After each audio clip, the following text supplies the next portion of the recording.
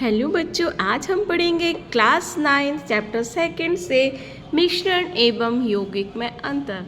तो जैसा कि बच्चों हम जानते हैं कि तत्व, यौगिक और मिश्रण हमने पढ़ा हुआ है। तो तत्व के बारे में तो हम जानते हैं, वे तत्व जो एक ही प्रकार के परमाणुओं से मिलकर बने होते हैं तत्व कहलाते हैं, और जो तत्व होते हैं वो सभी शुद्ध पदार्थ होते हैं। अब मिश्रण और यौगिक के बारे में और इनमें क्या अंतर है इसको समझने के लिए हम चलिए देखते हैं। मिश्रण मतलब मिक्सचर, किन्हीं भी दो पदार्थों का, दो वस्तुओं का आपस में किसी भी अनुपात में मिला देने को हम मिश्रण कहेंगे।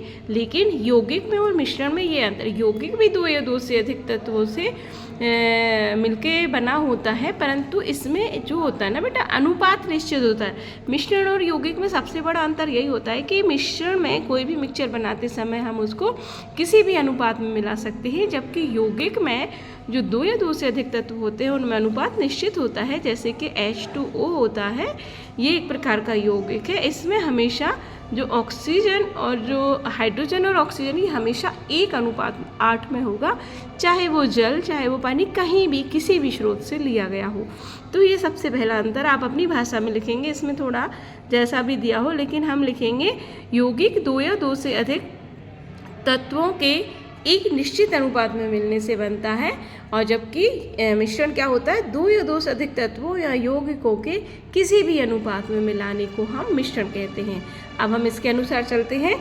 तत्व या यौगिक केवल मिश्रण बनाने के लिए मिलते हैं, किंतु किसी नए यौगिक का निर्माण नहीं करते। जब तत्व और यौगिक आपस में मिलकर मिक्सचर बनाते हैं, जो निश्चित अनुपात नहीं होता, तो वो क्या करते हैं, वो सिर्फ मिलते हैं, वो किसी नए पदार्थ का निर्माण नहीं करते हैं। जबकि यौगिक में क्या करते हैं, तत्व क्रिया करके एक नए यौगिक का निर्माण करते हैं। जैसे कि हमने देखा, हाइड्रोजन और ऑक्सीजन अलग अलग तत्व हैं, इन्होंने मिलकर क्या बना लिया, इन्होंने मिलकर H2O बना लिया, यानी कि जल बना लिया। तो ये क्या हो गया, एक नए यौगिक का निर्माण हो गया।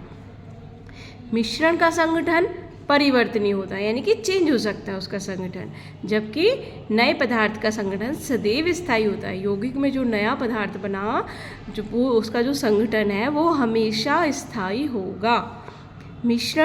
मिश्रण उसमें उपस्थित घटकों के गुणधर्मों को दर्शाता है, यानी जो भी हमने मिलाया हुआ है मिश्रण के रूप में, वो उसके घटक को दिखाएगा, उनके गुणों को दिखाएगा जो उसमें मिलाए गए हैं।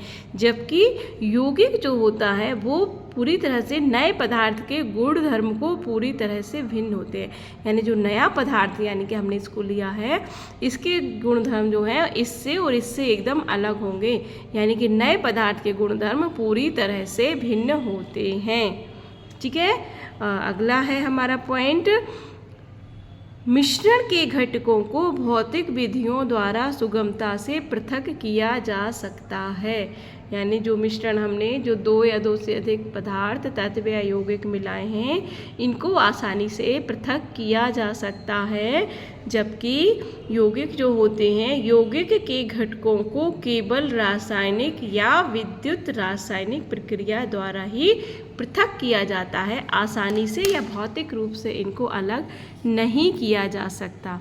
तो बच्चों, अब आप समझ गए होंगे मिश्रण और यौगिक में अंतर, है ना। ये आप इनको लिख भी लीजिएगा अपनी कॉपी में, और आप याद कर लीजिए, समझिएगा तो सबसे आसान हो जाएगा, आपको याद करने की ज़रूरत नहीं रहती फिर उसको।